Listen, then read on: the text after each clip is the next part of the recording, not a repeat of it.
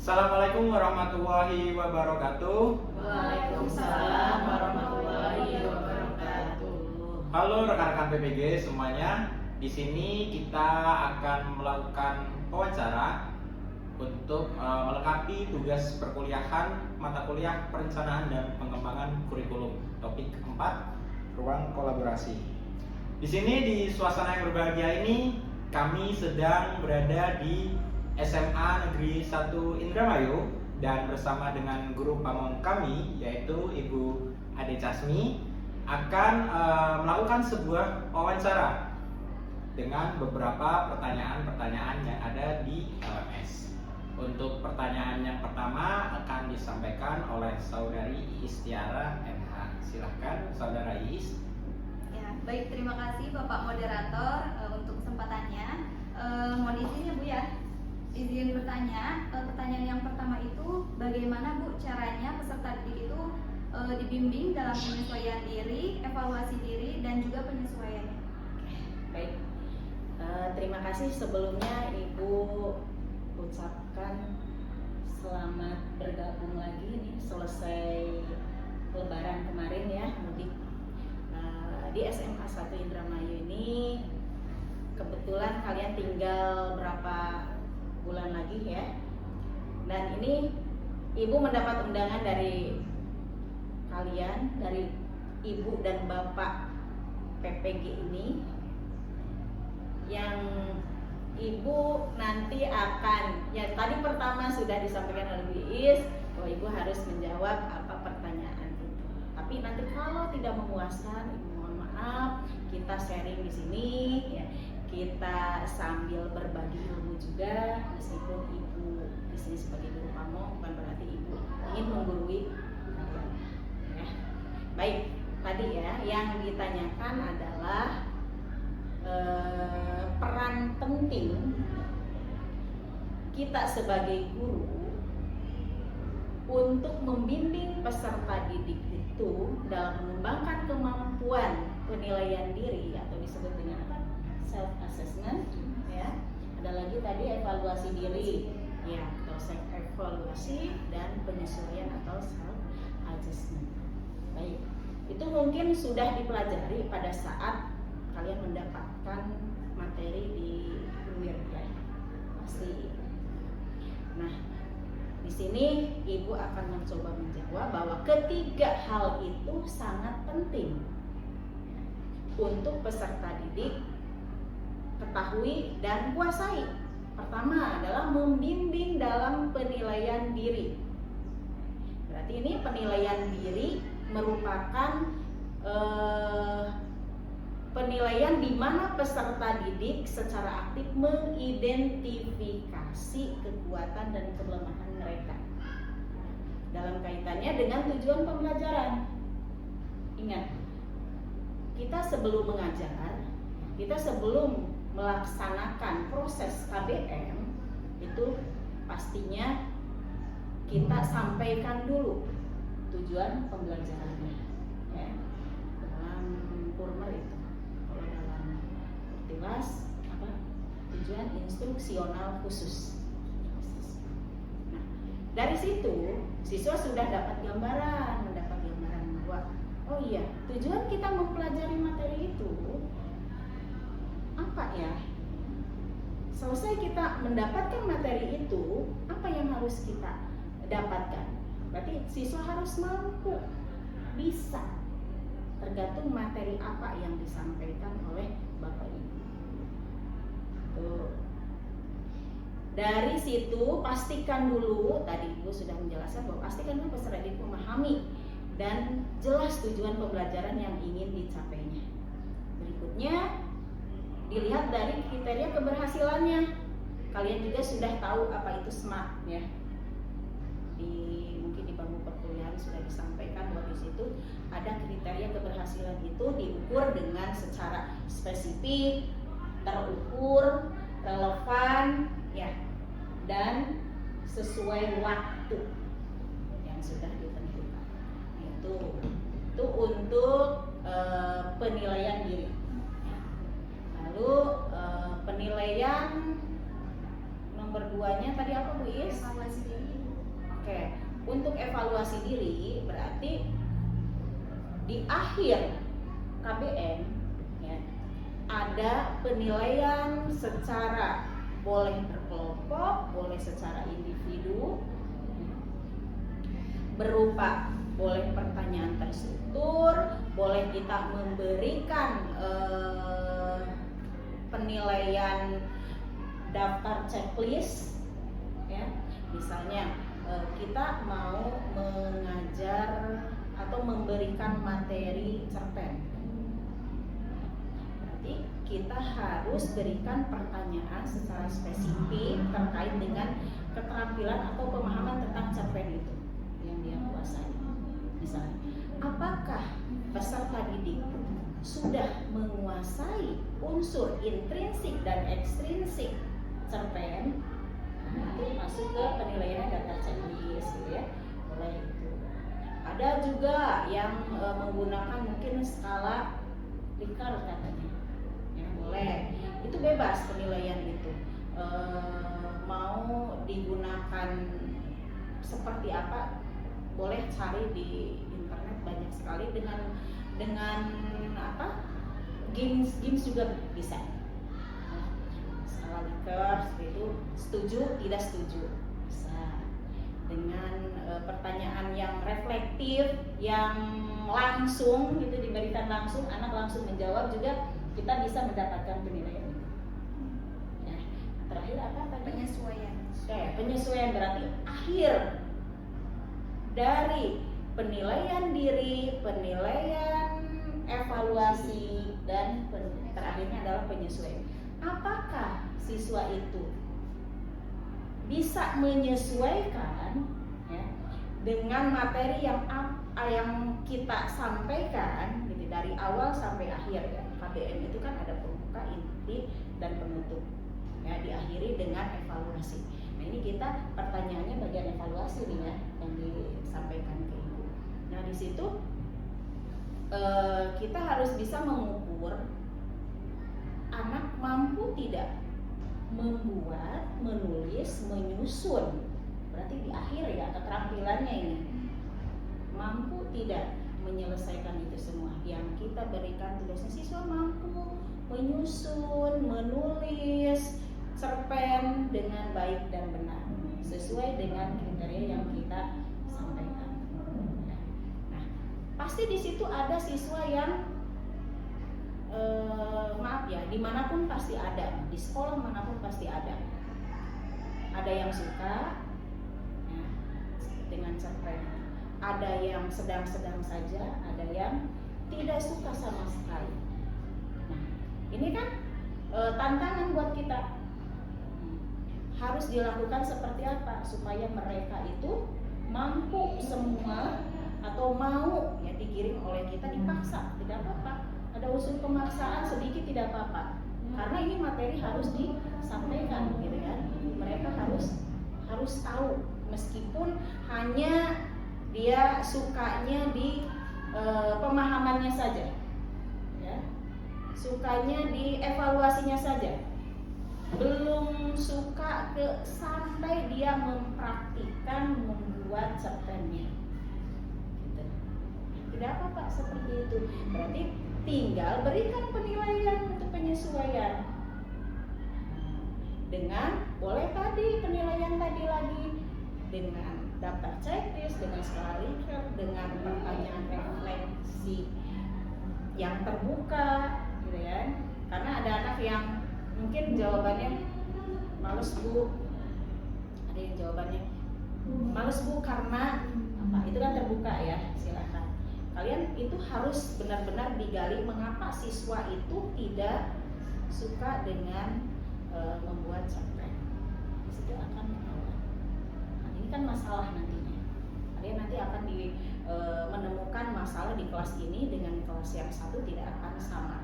Nah, di situ nanti kalian juga harus tahu oh hambatannya apa ini anak ini, oh harus solusinya seperti apa ini. Tuh. Baik, itu mungkin yang bisa Ibu sampaikan, jelaskan. Kalau tidak jelas nanti kalian cari penjelasan yang lebih jelas lagi di melalui referensi yang lain. Ya, berarti untuk kegiatan ini dalam artian penilaian atau assessment Ibu, itu dari bagian awal penilaian diri sampai bagian penyesuaian itu tidak jauh-jauh dengan yang namanya tujuan pembelajaran ya Bu ya. Betul. Dari awal Ya. juga siswa dibimbing untuk mengerti tujuan pembelajaran di awal itu seperti apa, sehingga nanti di dalam berjalannya KBM siswa jadi tahu dan kita juga bisa membimbing peserta didik agar bisa mencapai tujuan pembelajaran tersebut. Betul. Jadi tadi intinya adalah tujuan pembelajaran itu harus disampaikan, dipahami, dilaksanakan, ujungnya siswa itu nanti mampu bisa Ya. menyelesaikannya. Betul. Baik. Ada lagi? Kita lanjut ke nomor 2. Yang nomor 2 itu bagaimana peserta didik akan terlibat dalam evaluasi diri akhir untuk mengidentifikasi diri, menetapkan tujuan masa depan, dan memiliki semangat belajar Ibu. Oke, baik. Ini masih ada kaitannya ya? Ya. Karena yang ditanyakan intinya adalah penilaian, Evaluasi diri akhir. evaluasi diri akhir. Tapi ini untuk bagian yang mengidentifikasi diri, menetapkan tujuan masa depan, dan memiliki semangat belajar Ibu. Ibu yang menjawab atau Ibu lempar dulu nih? Boleh Ibu. Kita sharing Sharing. Ya boleh. Apa dulu? Mungkin dari saudari Iis berdasarkan pengalamannya. Pengalaman, ya. Nah, kita kembali ke pengalaman ya. Kan Bapak Ibu di sini ada sudah berapa bulan? Kurang lebih 4. Iya. Lebih 4 Lebih bulan. dari 4 bulan. Iya. Dari bulan. Ya. Barangkali Bu Iis punya pengalaman apa sih di kelas yang Bu Iis ajar? Nanti yang lain juga boleh. Terima kasih Ibu, Bapak moderator dan teman-teman semuanya. Mohon izin menambahkan ya Bu ya, atau nanti kalian bisa tambahkan yang lebih detail lagi. Kembali ke pertanyaannya, itu bagaimana peserta didik akan terlibat dalam evaluasi diri akhir untuk mengidentifikasi diri, menetapkan tujuan masa depan, dan memiliki semangat belajar. Tentunya kita itu sebelum mengajar itu harus tahu dulu tujuan pembelajarannya ya Bu ya. Nah kemudian si peserta didiknya itu oleh gurunya itu harus diberi satu motivasi pembelajaran, karena dengan semangat guru yang kita rasakan itu pasti berpengaruh besar terhadap semangat belajar siswa. Jadi tergantung dari si gurunya juga ya Bu ya. Dan bagaimana caranya peserta didik akan terlibat dalam evaluasi diri akhir untuk mengidentifikasi diri. Artinya jika peserta didik mengetahui karakter diri sendiri, otomatis peserta didik juga akan dapat mengembangkan potensi yang dimiliki oleh peserta didik itu sendiri, baik itu kekurangan dan juga kelebihan. Karena setiap peserta didik itu pasti punya porsi masing-masing. Seperti contoh begini, ada yang suka terlambat, tapi dia itu pintar atau mahir dalam segi teknologi IT. Nah, bagaimana sih solusi yang saya tawarkan atau progres di dalam kelas itu saya selalu mengarahkan peserta didik tersebut menjadi ketua operator Bu. Jadi akan nantinya si peserta didik tersebut yang sering terlambat itu akan menjadi operator kelas. Jadi membantu gurunya atau membantu teman-teman yang lain yang kurang mahir dalam segi teknologi. Seperti itu. Kemudian untuk menetapkan tujuan masa depan. Nah, peserta didik juga dimulai dari kelas 10. Mungkin dari kelas 10, 11, 12 itu sudah ada tingkatan-tingkatan kesesuaian pembelajarannya. Namun yang paling perlu kita kuatkan itu di dalam kelas 12 pastinya. Ya, jadi tujuan masa depan itu kita mulai dari sekolah menengah atas itu di kelas 12. Karena kelas 12 itu udah ujung tombak dari pendidikan kan ya. Ada yang meneruskan, ada yang mungkin ingin memulai usaha atau ada yang nikah mungkin ya Bu ya. Jadi itu tergantung dari motivasi dalam dirinya sendiri. Nah, bagaimana cara kita sebagai guru untuk membangun motivasi itu? Alangkah baiknya selain mereka mengenal karakter diri sendiri, kita juga sebagai guru harus mengenal 1 sampai akhir dari setiap peserta didik itu karakternya harus kita tahu. ini apa nih, kemampuannya apa, kita arahkan. Kita juga harus konsultasi dengan guru BK dan juga orang tuanya. Bu, ini mau kemana? Kamu sukanya apa? Misalkan saya Bu sukanya fotografer. Nah, nanti diarahkan kuliahnya mau bagian ini atau itu gitu. Nah, selain itu juga bisa melalui ekstrakurikuler. Karena dengan pengembangan diri itu sangat bagus untuk meningkatkan kemampuan belajar di kelas gitu. Dan selanjutnya memiliki semangat belajar. Tentunya ketiga ini sangat berhubungan dengan rasa semangat belajar. Yang pertama, kalau kita mengidentifikasi diri, kita dapat memiliki tujuan masa depan yang jelas. Kemudian semangat belajarnya juga pasti tinggi gitu. Jadi kita sebagai guru itu harus mengetahui karakter setiap peserta didik. Itu sih Bu poin. Oke. Barangkali ada dari teman-teman yang Ini lain? sudah jawaban sangat super Sangat ini super, disampaikan oleh saudari Iis. Nah, tinggal ini Terstruktur ya. terstruktur dengan baik, dan mungkin ini ada tambahan dari Bu Ade. Oh, dari Ya. sebenarnya sudah semua nih, sudah komplit. Ya. Terima Bu kasih. Is ini benar-benar memahami begitu menginjakan kaki di sekolah ini. Ya. Bu Is itu berarti nggak Bu Is saja mungkin ya, karena belum bersuara semua gitu ya. Pastinya karakter setiap siswa itu harus kita dalami, ya, pahami itu.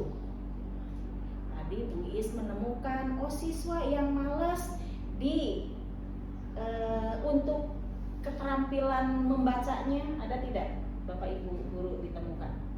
Ya. Ada Ibu. Yang malas membaca, Ya. suruh baca saja nggak mau, Ya. ya. Oke. Ada juga yang tidak mau mendengarkan, lebih baik tiduran, gitu ya. Lebih baik ngobrol sama teman yang ada. Ada lagi yang semangat sekali, gitu kan? Ditemukan itu. Jadi karakter-karakter itu memang sudah biasa ya, kita hadapi di sekolah manapun pasti ada. Sekolah lebih tingkat internasional pun pasti ada. Ya.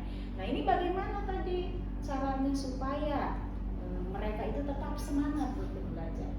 Apalagi difokuskan tadi kelas 12 itu sudah waktunya menentukan nasib mereka di masa depan ini mau kemana, ya, mau dibawa kemana, ya dia sendiri yang akan tahu. Ya, tuh di kelas 12 itu bukan untuk waktu berleha-leha lagi, bukan untuk males-malesan lagi. Kita sebagai guru, ya, sebagai pendidik memberikan apa? Tadi menyemangati, sudah motivasi, sudah gitu. Apalagi memberikan arahan jelas yang sangat terarah, diberikan sudah dengan sekuat tenaga kita, ya. Nah, nanti apakah itu akan tertanam pada diri mereka, gitu ya? Apakah semangat yang diberikan oleh kita sebagai pendidik itu akan mereka lakukan, gitu ya? Itu dikembalikan tetap pada mereka masing-masing. Tapi tetap peran kita sebagai pendidik adalah mempelopori, memberikan arahan, motivasi tadi yang sudah disampaikan oleh Bu Is. Baik, itu yang Ibu mungkin ini bukan tambahan tapi penegasan ulang ya atas jawaban Bu Is yang baik. Ya, ada lagi? Oke, baik. Berarti dalam peserta didik akan terlibat dalam evaluasi diri akhir ini tidak jauh dari peran guru sebagai fasilitator dalam bentuk banyak hal ya rekan-rekan semuanya. Dan tentunya untuk hal ini dimulai dari dasar, dari kita peserta didik dimulai dari kelas 10. Peran guru juga hal ini sangat penting untuk penilaian dasar peserta didik dari kelas 10 sampai kelas 12. Tentunya jika kan ini biasa ditemui ya Bu, misal katakanlah di dalam kelas 10 guru bahasa Indonesianya Bu Ade, di kelas 11 guru bahasa Indonesianya Bu Graha. Tentunya dalam perbedaan jenjang dari kelas 10 ke kelas 11 itu ada komunikasi antar guru untuk Betul. melakukan komunikasi tentang karakteristik peserta didik, Betul. sehingga dalam guru lanjutan itu ada penyesuaiannya juga. dalam Nah nilai ini yang tersebut. perlu saya jelaskan lagi ya. Kami di sini punya standar penilaian, gitu ya. Mungkin di semua sekolah juga ada, karena ini standar penilaian ini bukan oleh kami saja dibuatnya, tapi ada rambu-rambu yang dari atasnya juga, gitu ya. Menyampaikan bahwa kita di sini untuk bukan menyeleksi ya, punya standar untuk kelas 10, standar kriteria masuk ke sini tuh 75 nilainya ya. Nah, berangkat dari 75 itu di semester 1 kelas 10 itu yang kalau anak itu parah-parahnya anak itu ya diberikan di bawah standar itu berarti anak tidak bisa melanjutkan. Tapi minimal 75 itu masih bisa kita lanjutkan. Nah, tadi kata saya bahwa berikutnya Bu Ade nih ngajar di kelas 10 2 semester ya, 1, 2 ya. Berarti awalnya Ibu yang memberikan nilai ya, berangkat dari berapa ya, lanjut dilanjutkan oleh guru lain, Bu Graha, mungkin Ibu Erlina, siapa gitu ya. Nah ini kan otomatis yang tahu karakter ya, watak, sifat, attitude, penilaian tentang pengetahuannya, keterampilannya, kognitif, psikomotor, afektifnya itu saya ya. Maka di sini kami membutuhkan komunikasi yang disebut dengan MGP ya, musyawarah guru mata pelajaran bahasa Indonesia. Nah di situ akan saya jelaskan kepada guru yang mengajar nanti tingkat berikutnya bahwa si anak ini. Kalau tidak Ibu jelaskan juga dalam MGP itu pasti selalu bertanya, ini kenapa sih kok kadang ada perbedaan nilai gitu ya, kok jauh sekali, dia memberikan nilainya besar, kenapa di saya anak ini kok turunnya drastis. Nanti Ibu akan menyampaikan mungkin saja karena kemarin itu fluktuatif ya, tidak akan selalu stagnan, tidak akan selalu naik terus. Itu fluktuatif itu dipengaruhi mungkin oleh banyak faktor, tapi tetap Ibu akan mempertanggungjawabkan mengapa nanti kalian jadi guru harus begini, mengapa Ibu ngasih nilai ya ini di kelas 10 sudah 80 atau 85, sedangkan saya nggak bisa sampai gitu. Sampai misalnya Ibu memberikan elektron tinggi begitu nggak bisa.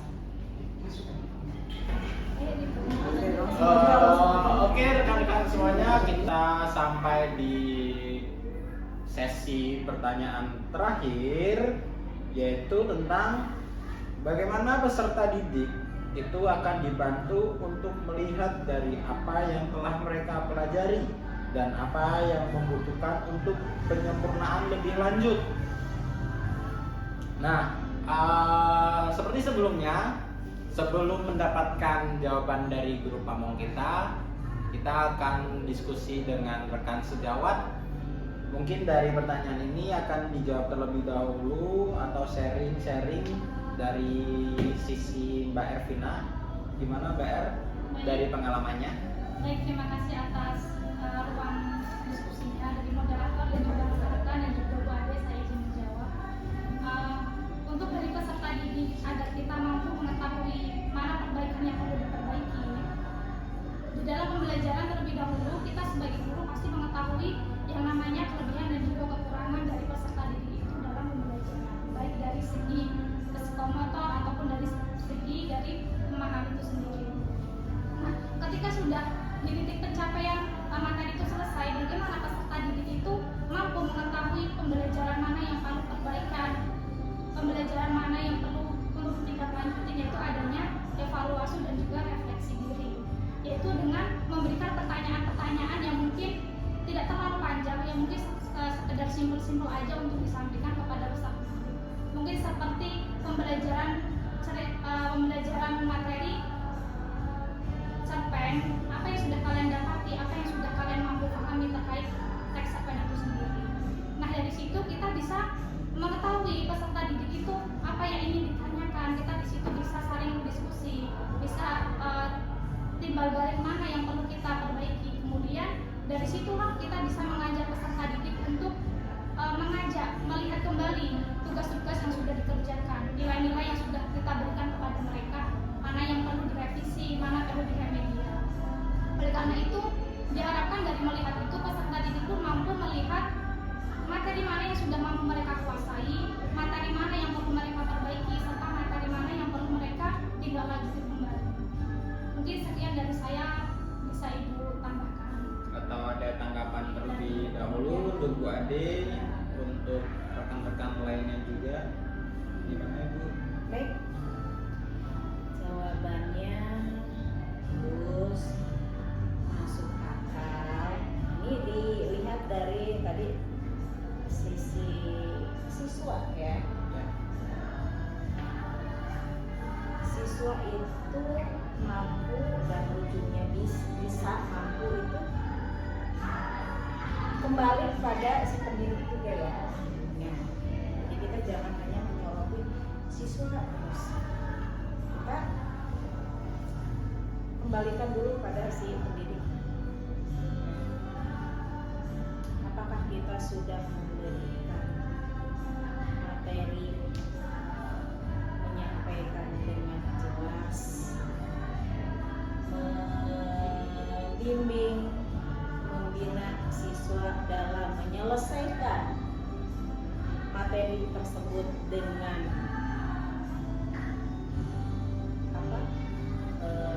melayani siswa dengan memuaskan, tidak ya?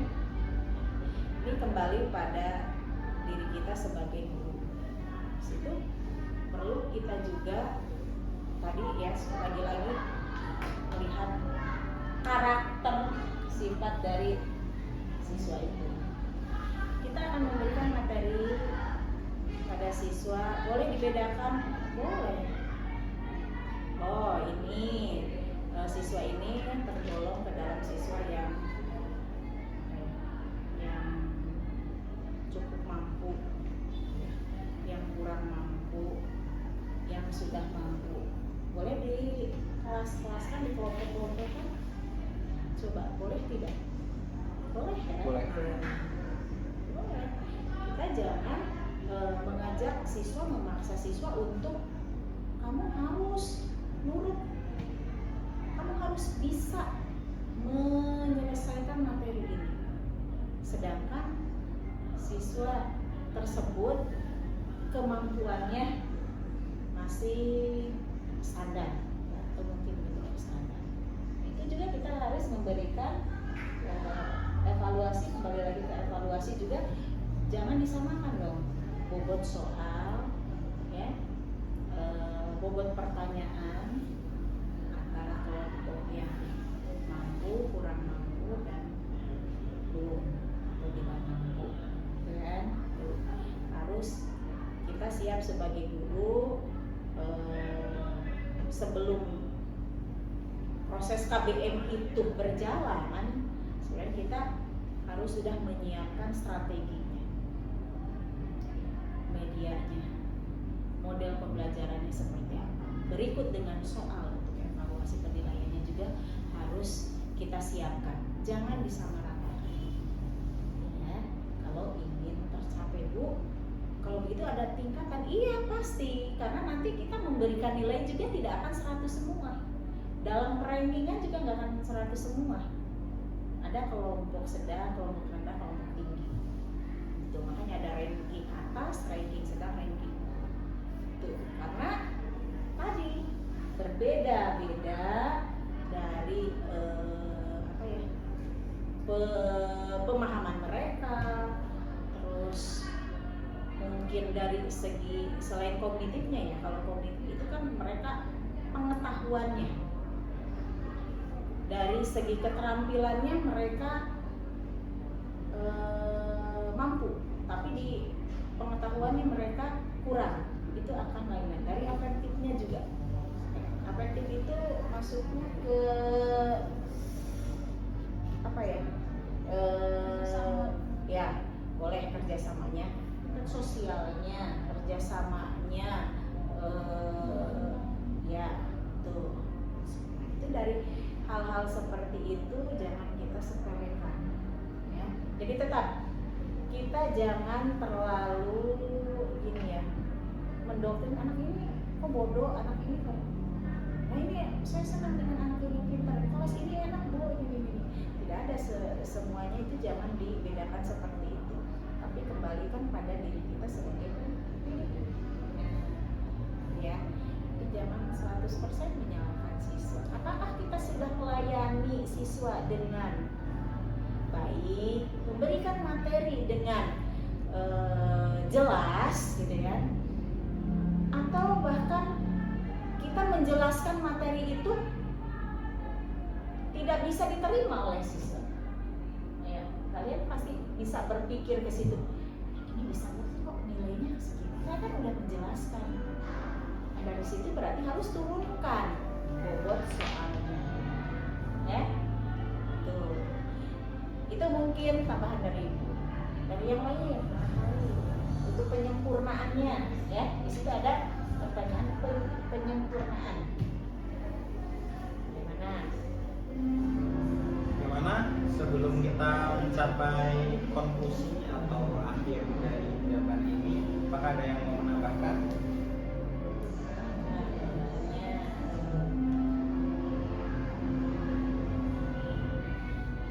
Saudari Iis, apakah ada yang mau menambahkan lagi? Bagi saya cukup sih. Dari saudari Dea? Jadi rekan-rekan, di dalam soal nomor 3 ini penyempurnaan merupakan konotasi yang ditekankan dalam persoalan nomor 3 ini. Jadi penyempurnaan ini bisa diartikan sebagai ketercapaian peserta didik di akhir semester. Walaupun nanti pada akhirnya nilai atau ketercapaian peserta didik itu berbeda-beda, namun paling tidak peserta didik itu bisa mencapai titik minimal dari skor yang diinginkan di dalam kompetensi ini. Nah, untuk menuju dalam penyempurnaan itu, tentu saja seperti yang disampaikan oleh Mbak Ati tadi, peserta didik harus ada golongan-golongan tertentu. Kita tidak bisa menyamaratakan peserta didik itu harus agar maju bersama. Kita juga harus membimbing mereka sesuai dengan kemampuan mereka, sehingga ketika kemampuan mereka itu bisa terus meningkat sehingga bisa melulus dari kompetensi yang diinginkan, itu merupakan bentuk penyempurnaan bagi seorang guru. Nah, mungkin itu saja yang dapat kita sampaikan pada podcast ini. Kita ucapkan terima kasih kepada Bu Ade selaku guru pamong di SMA Negeri 1 Indramayu.